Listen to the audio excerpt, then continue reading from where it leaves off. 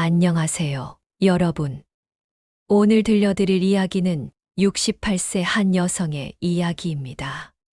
사랑이라고 믿었던 것이 어떻게 파멸로 이어질 수 있는지, 그리고 그 끝에서 어떻게 다시 일어설 수 있는지에 대한 이야기죠.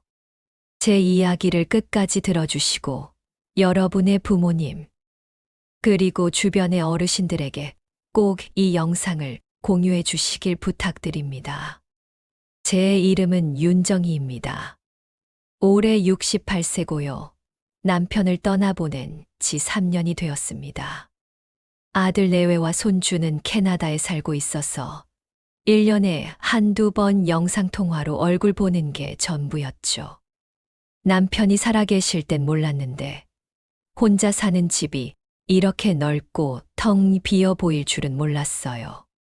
아침에 눈 뜨면 누구와 말 한마디 나눌 일이 없고, 저녁을 먹어도 혼자고, TV를 봐도 혼자 웃고 혼자 울어야 하는 그런 날들이었습니다. 그러던 어느 봄날이었어요. 휴대폰에 낯익은 이름이 떴습니다. 박철수. 15년 전 남편과 함께 다니던 산악회 멤버였죠. 당시엔 가끔 인사만 나누는 사이였는데 그가 전화를 한 거예요. 정희 씨, 오랜만이에요. 저 박철수입니다. 기억하세요? 목소리가 참 따뜻했어요.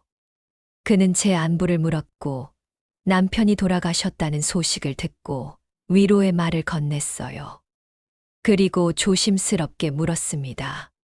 혹시 이번 주말에 시간 괜찮으시면 옛날 생각도 할 겸 등산 한번 가실래요? 요새 북한산 단풍이 정말 예쁘거든요. 저는 잠시 망설였습니다. 남편 없이 산에 간다는 게 어색하기도 했고, 낯선 사람과 단둘이 간다는 것도 조심스러웠으니까요. 하지만 철수 씨는 제가 잘 아는 사람이었고, 무엇보다 너무 오랫동안 집에만 갇혀 있었다는 생각이 들었어요. 그래서 그렇게 만남이 시작되었습니다. 그는 정말 젠틀한 사람이었어요. 등산로 입구에서 저를 기다리고 있었고, 제 등산화 끈이 풀려 있으면 먼저 알려줬고, 가파른 길에선 손을 내밀어 도와줬어요. 정상에 올라가서 도시락을 먹을 때도 제 것까지 챙겨와서 나눠주더라고요. 정희 씨는 예전보다 더 젊어 보이시네요. 정말이에요. 그 말에 제 얼굴이 뜨거워졌습니다. 68세 과부에게 누가 이런 말을 해주겠어요. 자식들은 엄마 건강 챙겨라는 말만 할 뿐, 제가 여전히 한 사람의 여자라는 걸 아무도 기억하지 않았으니까요. 그렇게 우리는 일주일에 한 번씩 만났어요. 산에 오르고 차를 마시고 옛날 이야기를 나눴습니다. 그는 저에게 자기 이야기를 많이 들려줬어요. 부인과는 10년 전에 이혼했고 자식들은 미국에 있어서 혼자 산다고 했죠. 저와 똑같은 상황이었어요. 그래서 더 동질감이 느껴졌는지도 모르겠습니다. 2달쯤 지났을 때 그가 말했어요. 정희 씨, 저 요새 당신 생각을 많이 해요. 이 나이에 이런 말 하는 게 우스울 수도 있지만 혹시 저랑 진지하게 만나볼 생각 없으세요? 제 심장이 쿵 내려앉는 것 같았어요. 놀라움과 설렘, 그리고 약간의 두려움이 동시에 밀려왔습니다. 하지만 솔직히 말하면 저도 그를 기다리고 있었어요. 그와의 약속이 있는 날이면 옷을 고르고 머리를 손질하고 거울을 보며 웃어보기도 했으니까요. 저도 좋아요. 그렇게 우리는 연인이 되었습니다. 68세와 70세의 연애였죠. 그는 매일 아침 전화를 걸어 어젯밤 잘 주무셨어요? 라고 물었고, 저녁에는 오늘 뭐 드셨어요? 혼자 드시지 말고 저랑 같이 먹어요 라며 식사 약속을 잡았어요. 제 인생에 다시 봄이 온 것 같았습니다. 하지만 그 봄은 오래 가지 못했어요. 어느 날 저녁 식당에서 식사를 하던 중 철수 씨의 표정이 어두워졌어요. 평소와 달리 말수도 적고 밥도 거의 손대지 않았죠. 무슨 일 있으세요?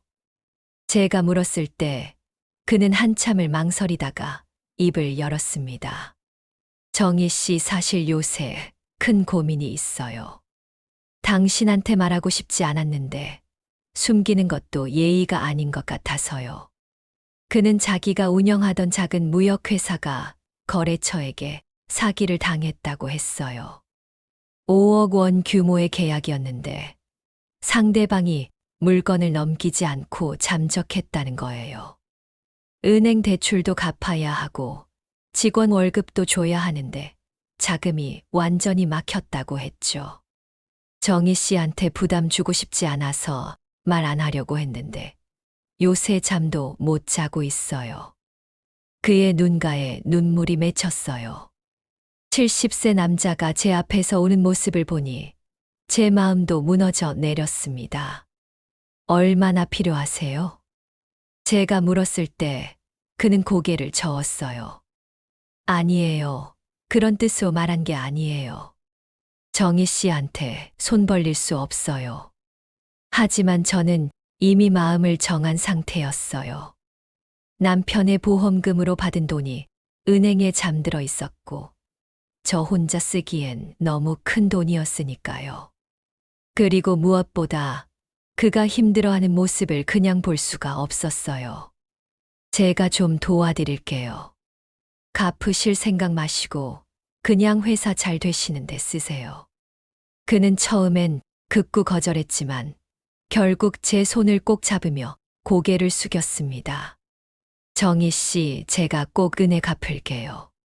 당신은 제 생명의 은인이에요. 그렇게 저는 그에게 5천만 원을 송금했습니다. 그 돈으로 급한 불을 끄면 된다고 생각했어요. 하지만 한 달 후 또다시 전화가 왔어요. 이번엔 직원들 퇴직금 문제였고, 그 다음엔 세금 체납 문제였고, 그 다음엔 새로운 투자처가 생겼는데 자금이 조금만 더 필요하다는 이야기였어요. 정희 씨, 이번만 도와주시면 정말 크게 성공할 수 있어요. 그러면 당신한테 받은 돈 전부 갚고 우리 둘이 좋은 데 가서 여행도 가요. 그의 말에는 절박함이 묻어 있었어요. 그리고 저는 이미 5천만 원을 준 상태였기 때문에 그 돈이 무용지물이 되는 게 두려웠어요. 그래서 또 송금했습니다. 이번엔 1억 원이었어요. 그렇게 반복되었습니다. 이번이 마지막이라는 말이 5번, 6번 반복되었고, 저는 결국 노후 적금까지 깨고 집까지 담보로 잡혀 대출을 받았어요. 총 10억 원이 그의 계좌로 들어갔습니다. 그러던 어느 날 아침이었어요. 철수 씨에게 전화를 걸었는데 없는 번호입니다라는 안내 멘트가 나왔어요. 처음엔 전화기 고장인 줄 알았어요. 하지만 카카오톡도 차단되어 있었고 문자도 보내지지 않았습니다. 저는 패닉 상태로 그가 살던 아파트로 달려갔어요. 호흡이 가빠지고 심장이 터질 것 같았지만 그냥 달렸습니다. 초인종을 눌렀고 문이 열렸어요. 하지만 나온 사람은 철수 씨가 아니었어요. 40대로 보이는 여자가 저를 이상하게 쳐다보며 물었습니다. 누구세요? 저 박철수 씨 찾아왔는데요. 그 여자의 얼굴이 굳어졌어요. 박철수요? 아, 그 사람 제 남편이었어요. 근데 왜 찾으세요? 그 순간 제 다리에 힘이 풀렸습니다. 남편, 그는 이혼했다고 했잖아요. 저는 그 자리에 주저앉았고 그 여자는 황당한 표정으로 저를 부축해 일으켜 세웠어요. 혹시 당신도 당한 거예요? 그 여자의 말에 저는 고개를 들었어요. 뭘 당했다는 거죠?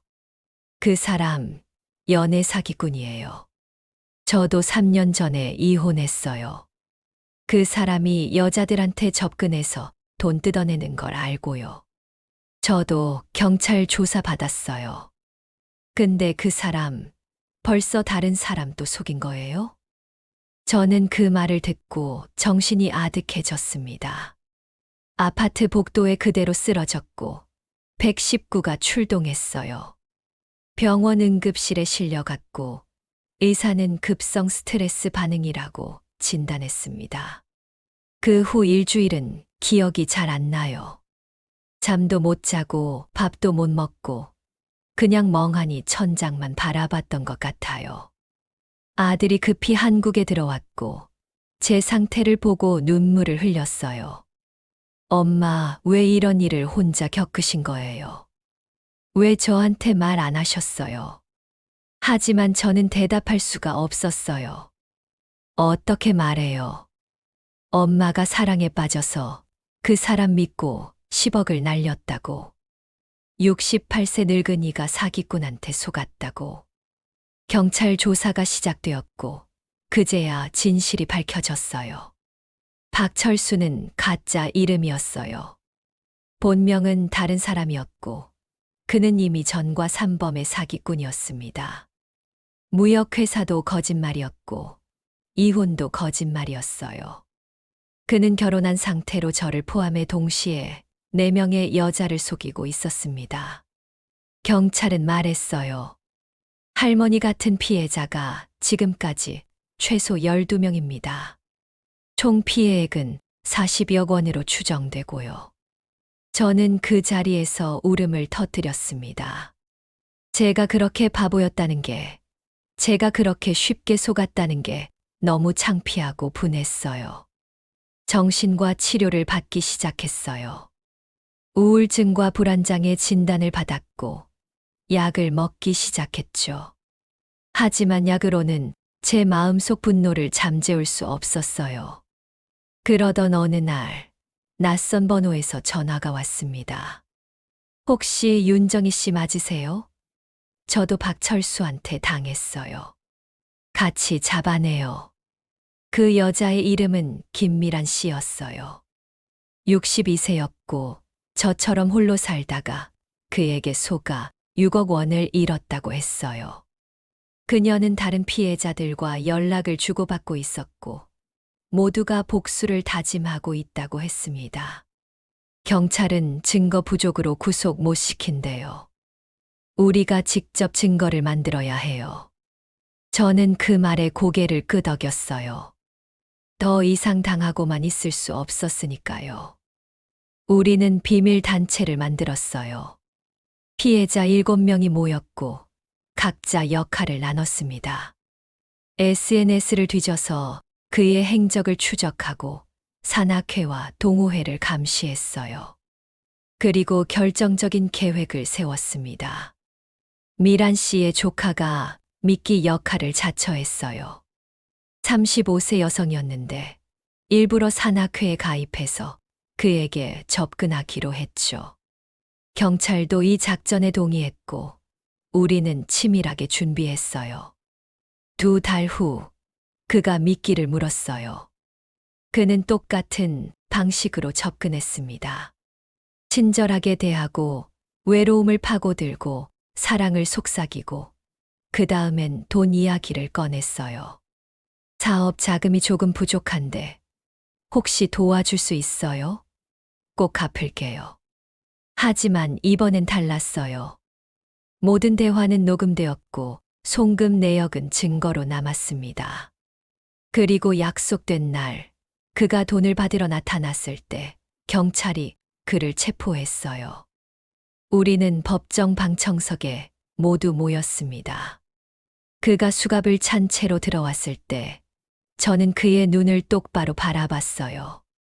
그는 고개를 숙였지만 저는 눈을 떼지 않았습니다. 판사는 징역 7년을 선고했어요. 하지만 돈은 대부분 돌아오지 않았어요.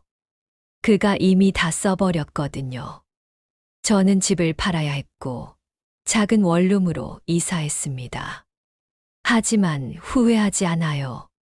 적어도 그를 잡아냈고 더 이상의 피해자를 막았으니까요. 지금 저는 피해자 모임에서 활동하고 있어요.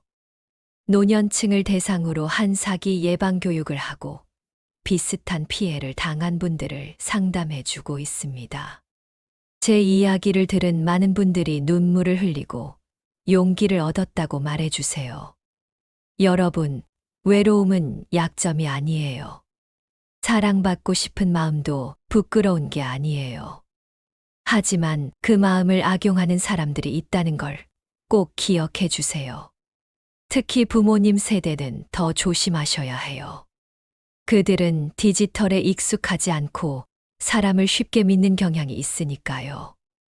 만약 여러분의 부모님이 최근 누군가와 급격히 가까워졌다면, 그 사람이 돈 이야기를 꺼낸다면 꼭 확인해 주세요. 부끄러워하지 마시고 경찰에 신고하고 주변에 도움을 요청하세요. 저는 10억을 잃었지만 더 큰 것을 얻었어요. 같은 아픔을 겪은 사람들과의 연대, 다시는 이런 일이 일어나지 않게 하겠다는 다짐, 그리고 제가 아직도 쓸모 있는 사람이라는 자각이요. 여러분, 이 영상을 부모님께 꼭 보여주세요. 그리고 오늘 저녁 부모님께 전화 한 통 걸어주세요. 엄마, 요새 어떻게 지내세요? 혹시 외로우시진 않으세요? 그 한마디가 누군가의 인생을 구할 수 있습니다. 제 이야기를 들어주셔서 감사합니다. 여러분 모두 조심하시고 사랑하는 사람들을 지켜주세요.